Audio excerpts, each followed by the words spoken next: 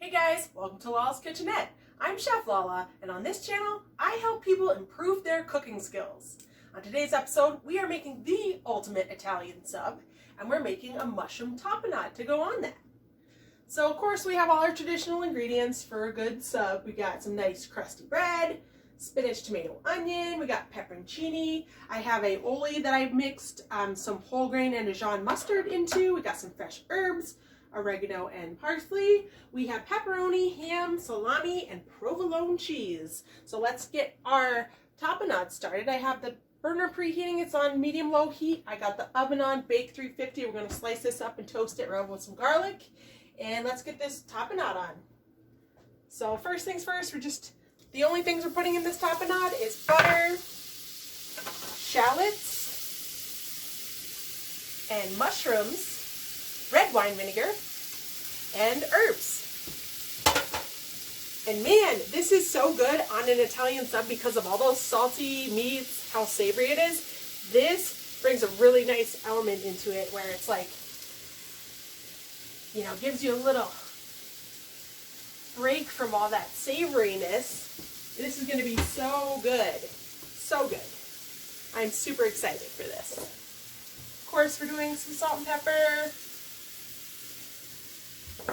And we'll throw in our splash of red wine vinegar. Again, that was butter, shallots, mushrooms, red wine vinegar, and our fresh herbs. We're just going to do a splash of our red wine vinegar. You can't have an Italian sub without oil and vinegar. So this is like the vinegar part, and the oil part is the aioli part. So check out my aioli video if you want to make some of that. I try to keep some around in the fridge and just use it as sandwich spread. Like I said, I added like a teaspoon of Dijon mustard and a teaspoon of whole grain mustard to my aioli, which was egg yolk, olive oil, garlic, lemon juice, salt, and pepper. So that's where we're getting those flavors. The building blocks of an amazing sub. We're just going to sweat this down a little bit. Let's go a little bit. That smells so good. So good. And of course the shallots, you know, they have a little bit of sweetness to them. Especially when they're nice and sauteed like how we're doing. Let's get our bread into our 350 oven to toast. So I have a whole loaf of Asiago semolina bread. I like to use a nice crusty bread for this. If you're doing it just for yourself, you know, you grab a little baguette, cut it into, you know, a personal size section. But since we're making sharing size, you know, we're going to cut it in half, we're going to toast it, and then, you know, we'll cut it in half into smaller pieces so we can all have a couple pieces. Let's get in there with our serrated knife. And I'm going to leave this attached at one side, hopefully, so that it'll hold in our fillings a little bit better. So yeah, just like that, we're going to put it in the oven. We're going to toast it when it comes out of the oven when it's nice golden brown. I'm going to rub, I just have a peeled clove of garlic, smashed and peeled clove of garlic. And we're just going to rub it with that. Get that in the 350 oven. And let's start working on getting these herbs into our nice olive tapenade. So I got fresh parsley from the greenhouse, oregano. I have pecorino romano because, like, you have to have that on an Italian sub. And so today we're using salami, pepperoni, and provolone. I like to mix like roast beef and prosciutto, or like, you know, riff on it any way you want, but you've got to have some savory, some nice picante cheese, like a nice sharp provolone like I have. And, you know, something pickled, like whether it's pickles or pepperoncini. Gotta have the lettuce, tomato, onion. I have spinach.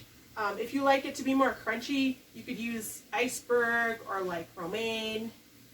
And yeah, this is fixing to be an awesome, awesome sandwich. And I'm making this video because my brother, when he was a kid, his favorite thing to eat was basically an Italian sandwich, but when he was really little, it was called ham and salami, and it would be mustard, mayonnaise, ham, salami, and cheese on bread, and he loved that. And so this one's for my brother, my other brother, the bolognese was for my youngest brother. And then this one is for my next youngest brother. And he loves the sandwiches. Tell you what, we all do. I think sandwiches are a really great starting point for like honing your culinary skills, because it's one of those things you have to like sort of curate your flavor profile. And that's like a good way to like learn what flavor profile is, like, you know, sweet, salty, you know, some fat, whether it's olive oil, you know, fat from our cured meats. But yeah, it's a really fun way to play around with like a really awesome flavor profile. So, got our oregano off the stems. Probably rotate our bread that's toasting in the oven in just a second. Right. And I'm just going to throw this into our tapenade. Rip it up a little bit, bruise it up. This low-key, this is a sandwich spread, so we don't have to like mince or anything, you know, just bruise it up a little. Get in our nice tapenade. We'll give it a little stir, see how it's looking.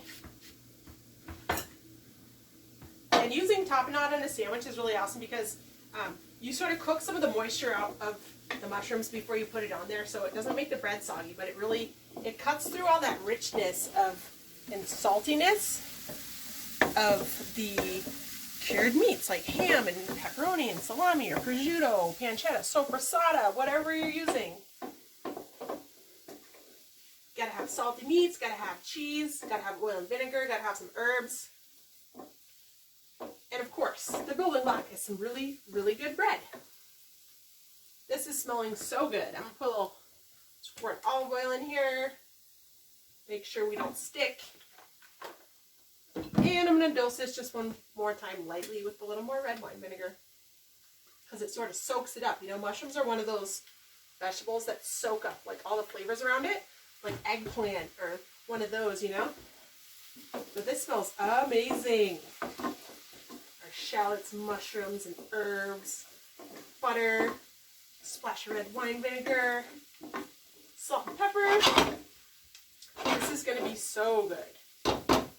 It's like everything I want out of a sandwich. I think this will be a real treat for you guys. So let's see how our bread's doing. Probably give this a little rotate. Make sure it's toasting to a little golden brown evenly. Just that. And we'll be right back when this is ready to go on our bread. Okay, so we got our bread nice and toasted just on one side. On the filling side, we got our tapenade nice and incorporated. I went ahead and added just a splash of dry white wine to this. And we're ready to assemble our sandwich. So I'm going to take my peeled, smashed clove of garlic, and we're just going to rub it on the bread. And this is really awesome to do if you don't want to have that like in your face garlic flavor. You just want like the essence. No vampire repelling, just the mild flavor of garlic. Yeah, we just rub it on there. And then we'll save this clove of garlic for another recipe. And then we're going to go in there with our aioli, which I mixed, like I said, a spoonful of stone ground mustard and a spoonful of Dijon into our aioli. We're just going to go ahead and spread that on both sides of the bread. And then we'll put down our awesome meats. How about, let's put the tapenade on the aioli side. That way it like sticks to something.